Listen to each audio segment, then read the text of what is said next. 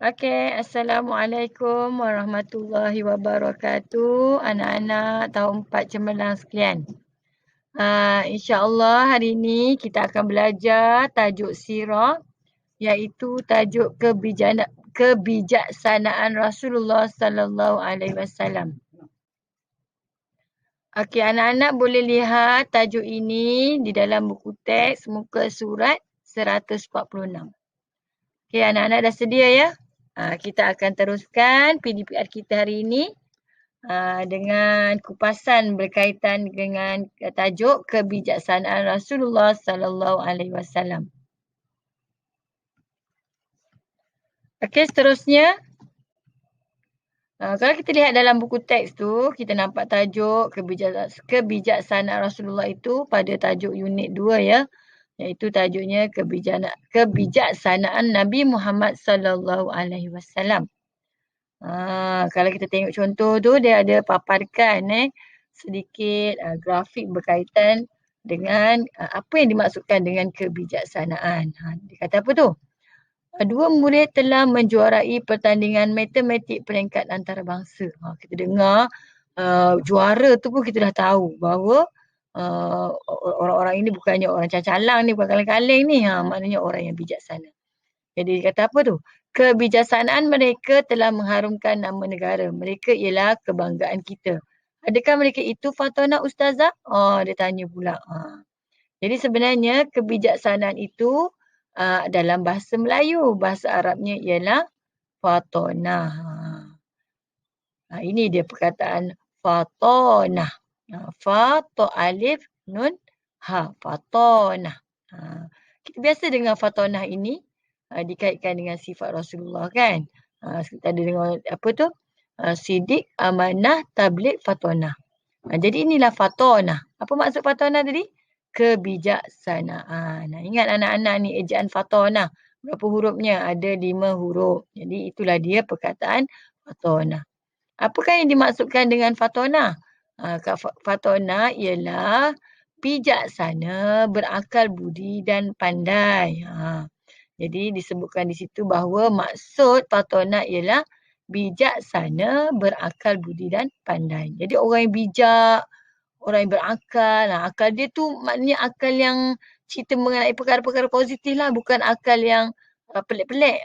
Jadi orang yang bijaksana ini menggunakan akalnya ke arah kebaikan dan di samping itu memang seorang yang pandai. Jadi itulah maksud Fatona, bijaksana, berakal budi dan pandai.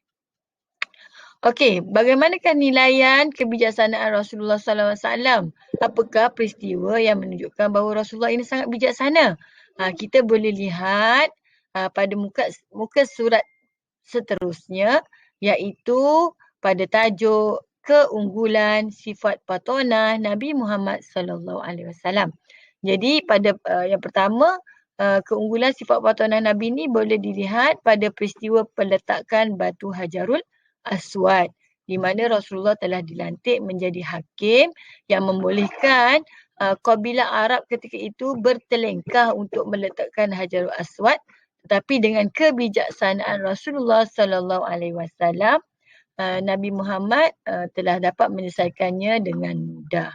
Okey, seterusnya keunggulan sifat patonah Rasulullah ketika Rasulullah berhijrah ke Madinah, di mana Rasulullah tidak menggunakan jalan biasa, tetapi Rasulullah telah menggunakan jalan yang jarang-jarang dilalui oleh saudagar-saudagar Arab. Dan penunjuk jalan tersebut ialah Abdullah bin Uraikid, iaitu seorang yang bukan beragama Islam, menunjukkan jalan di mana Rasulullah jalan yang saudagar-saudagar tak pernah guna. Jadi ketika itu bila Rasulullah berhijrah, Rasulullah dapat berhijrah dengan mudah walaupun agak jauh. Okey, seterusnya keunggulan sifat patonah Rasulullah boleh dilihat melalui persaudaraan antara kaum Aus dan Khazraj. Sebagaimana yang dimaklum, penduduk Madinah di antaranya adalah kaum Aus dan Khazraj. Mereka tak berapa baik hubungannya.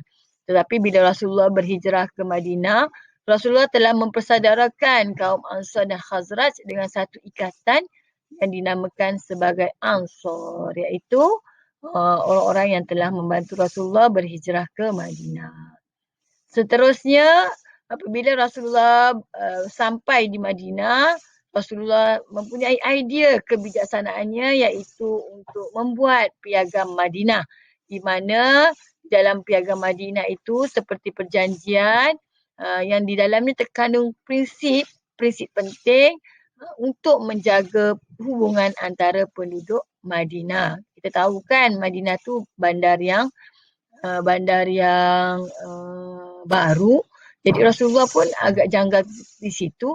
Tetapi Rasulullah mempunyai idea kebijaksanaan untuk membentuk piagam Madinah bagi menghubungkan hubungan yang lebih erat antara kaum-kaum yang terdapat di Madinah. Dan Rasulullah sendiri hadir di situ sebagai salah seorang pemimpin ketua di mana mempunyai idea untuk menjadikan piagam Madinah ini sebagai sebagai satu cara untuk menghubungkan penduduk Madinah.